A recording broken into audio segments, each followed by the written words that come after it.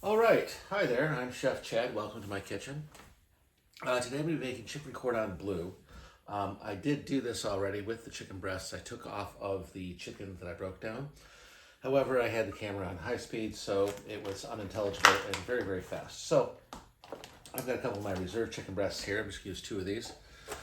These are Bell and Evan chicken breasts, so they're just like the organic chicken that I had earlier. They're air chilled. They're very good, very high quality. So the first thing you always do for chicken cordon bleu, we did this hundreds of times in culinary school. It's kind of a basic um, chicken supreme recipe. Is you kind of cut a pocket in there. So I'm going to cut a pocket in both of these. On the other ones that I did, I left the skin on one just out of curiosity to see what happens. I've got a little bit of ham and I've got some Swiss cheese. That goes right inside there. You kind of push that over and close that inside the chicken. This is the same kind of thing you would do for a chicken Kiev. Those are probably the two most famous stuffed chicken recipes. Chicken Kiev is just a compound butter with garlic and herbs in it. So when you cut into the chicken breast, that butter melts and everything flows out onto the plate. Chicken cordon bleu obviously is Swiss cheese and ham. I've seen people do it with blue cheese before, but generally, most commonly, I've seen it with Swiss cheese. I also do a stuffed chicken breast that I like to call chicken Sonoma, which has fresh basil, fresh mozzarella, tomatoes, and then I serve that with a tomato cream sauce or a palomino sauce, half Alfredo, half marinara. And I've seen people do mushroom stuffed chicken breasts with a Mornay sauce, which is a cheesy Swiss cheese cream sauce. So we're gonna get out our breading station and we will be right back. All right, we're back. We've got our breading station. This is sometimes called SBD, Standard Breading Procedure, SBP. So it's just some seasoned flour. I put some of my white salt in there. Again, that's table salt, celery salt, garlic, white pepper, and onion. I have some cream, half and half, with a couple of eggs mixed in it for an egg wash, and then I have some fresh breadcrumbs from some bread that I had left over that I turned into breadcrumbs. So you just take this, whatever hand you touch it with first becomes your wet hand. So you don't want to get too much of the flour caking up on your fingers. So that was my wet hand. This is my dry hand. I put this in here. Then I'm able to coat that. And I drop that over here, use my dry hand again to get the crumbs on it. And there we have, especially if you're doing lots of these. If you're only doing 2 chicken breasts, it doesn't matter that much. But if you're doing lots of things, like for the St. Mary's Parish Fair, I end up doing, about 250 city chicken pieces. Or I have my family and friends help me do city chicken pieces. And it's very important because after doing that many of them, your cake fingers will end up like this big if you get them too mixed up. So again, wet hand, dry hand, let that go, and then go back to the dry hand again. So I did 2 of these earlier. I'm going to be frying those all up together in just a few minutes, and we'll see that. And then the next video will feature chicken tenders, which I also took out of the chickens that I did. So I'm going to use the standard breading procedure for some oven-baked chicken tenders, but we'll get to that later. So we'll clean up here and get out the pan, do a little oven frying, and you'll see how this ends up. Okay, we're back. So I've got some butter melted in this large 14-inch scan pan, which I love, that I got from my favorite aunt.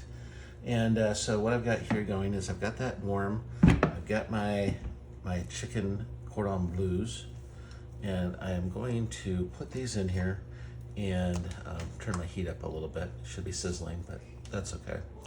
And what I'm going to do is I'm going to start browning those on the outside.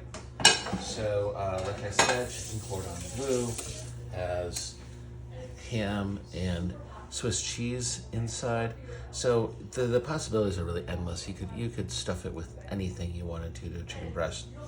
Now, a classic French supreme stuffed chicken breast would still have the little wing on it that's broken off halfway through the bone. They put the little white little chef hat thing on there because you wouldn't want to offend women and have them see a naked bone sticking out of their meal.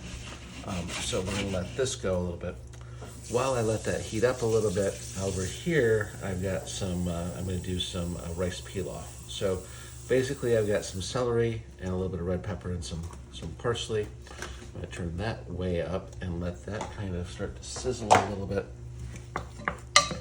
And then to that, once that gets sizzling, I'm going to add about a cup of rice and about 2 cups of chicken broth. So I'm gonna let this go to high speed for a little bit so you can kind of see this all happen. And then I'll slow things down once it gets interesting and I have something to talk about.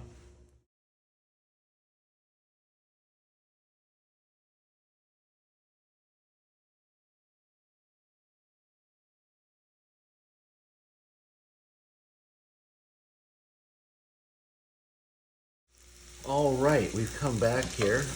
The chicken Kiev, or chicken Cordon Bleu, is getting about to where I want it to be.